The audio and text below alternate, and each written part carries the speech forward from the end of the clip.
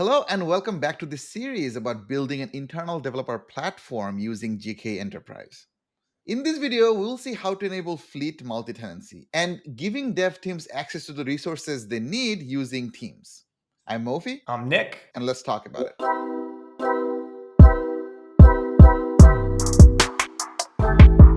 All right, here. So back again to focus on building multi-tenancy on top of fleets. Teams is the tenancy construct within fleets that allows us to create ring fence access across namespaces for specific users or groups.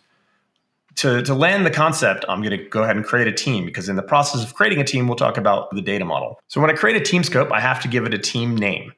Now, this team scope that I'm creating is a Google object. So we'll just call it team one. You know what? I'm on Team Mofi. This is Team Mofi. And now I get to decide the team members that are a member of that team, right? So when I add a team member here, this is actually going to create Kubernetes role-based access controls that give these users or groups access to any namespace that's created within this team scope. In this use case, I'll give Mofi access, a user access, although in the real world, you're probably giving access to groups. And so Mofi has taken control of his destiny here at Google. He's got Mofi at google.com. There are no other Mofis. And then I'll decide which role I want to bind to him. And these are actually Kubernetes roles. So this is Kubernetes admin, editor, and viewer. And so these roles then get applied at the namespace. So these aren't cluster roles. These are namespace roles. They just happen to get applied to all the namespaces that we will put inside of this team scope. So I want to give him editor access because I sort of trust Mofi. I want to make sure that he has the ability to add fleet namespaces, more namespaces, but I don't really want him messing around with adding more clusters or changing who has access to this team because the extent to which I trust him is at the app level. So now I'm going to go to the next section. So this is the RBAC section, right? And we'll go into the next section, and then I'll be able to decide which clusters in my fleet I want to give this team access to. So this is this is an important concept right here. So one of the things that Teams does is it abstracts tenancy away from the clusters. You can create a team, and then you can add clusters to that team. Let's say on day one, I want to give Mofi access to Central. And also on the central cluster, there's 5 other teams. And then we find out that Mofi is quite noisy. And so we want to isolate him. So in day 2, I can then add the East cluster instead, or another cluster in Central, and remove him from the first cluster, thus isolating Mofi. How do you feel about being isolated, Mofi? If I'm being noisy, that's just for the betterment of the rest of the team. So I agree to it. All right. So since we're both East Coast, represent, I'm going to put him on the cluster that I have that's in the East Coast. Hit OK and continue. And now I'm left up with the last choice through this UI flow, which is to add namespaces. I want to point out again that so far, all of the things that we created are Google objects. Nothing happens until we're finished. And then once we're finished with adding all of these cluster bindings to the team scope, role-based access controls to the team scopes and namespaces, then Google has first-party controllers that will install all of the Kubernetes objects and all of the clusters that are bound to that particular team scope. So let's see, what namespace name should I use here for you? What kind of app are you creating today? The best kind, Hello World. Hello World. I thought you were going to say an AI/ML app, but okay. You know what? Because what kind of video would a video be if we didn't actually put the words AI/ML? We're going to create 2 namespaces, AI/ML and Hello World. Mofi's going to do a lot of work after this creating applications to fill up those namespaces with. So now I hit create team scope. All right, and there we are. Team Mofi ready to go. You can see right here, Mofi's got access to it and he is editor. So what would happen if you go to the namespaces tabs here? Yeah. I see that I have the 2 namespaces we created, the AML and Hello World. So what would happen if you were to create a separate namespace now and gave them access to Hello World and a different namespace, but now 2 teams are looking at the Hello World namespace? So fleet namespaces, which these are all fleet namespaces, have to be unique. So we don't allow you to create the same fleet namespace twice. But however, that same namespace name might already exist in Kubernetes in the clusters that are already there. So a lot of our users are just onboarding to teams. They already have workloads that are running in clusters, in which case they would create the team and the fleet namespaces and capture or take over those Kubernetes namespaces already running their applications. And that's just fine. The one thing you want to ensure, though, is your intent. You want to make sure that the intent here is that namespace, that fleet namespace, is only used on the clusters bound to your team. So if you have other people reusing or other teams reusing that namespace and it's not actually the same team or same application, you need to solve for that before you start using fleet teams, because you don't want to have any sort of conflict. You don't want to have a Kubernetes namespace in the third cluster in your fleet that's not actually bound to your team scope, where it has a different set of RBACs allowed to it, because then you're leaving that hanging out there. So if you read about this in our documentation, and we'll drop a link below, one of the things when you're using teams to adhere to is namespace sameness. So our users who are using infrastructure as code and provisioning all their resources and the namespaces in a codified way probably will already be safe from these kind of problems, because all their applications go in the same namespaces. Yeah, unless they're reusing, just to call out, there's some namespaces that kind of get reused, but they have different owners.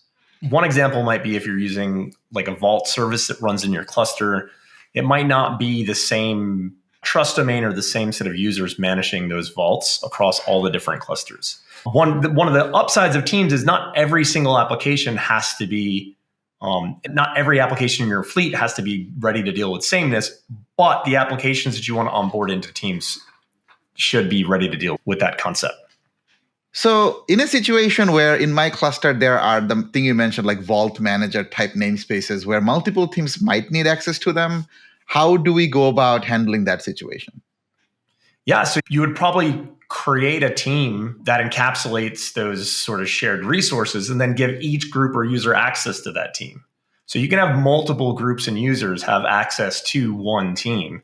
As a user, I can have access to multiple teams. So you said we created this like Google object namespace, and the fleet should be syncing that with the actual Kubernetes cluster underneath. Can you show that happening, or is that already happened?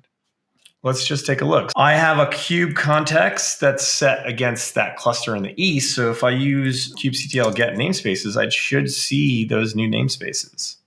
There it is. So there's AIML and there's hello world. Okay, so you can see the namespaces were created, but let's look at the role bindings in those namespaces to ensure that they got created. So we do kubectl get role bindings, and we'll look in the AIML namespace. So you can see that the namespace role binding, so this role binding is creating in the namespace, is there, and it's bound to the cluster role edit.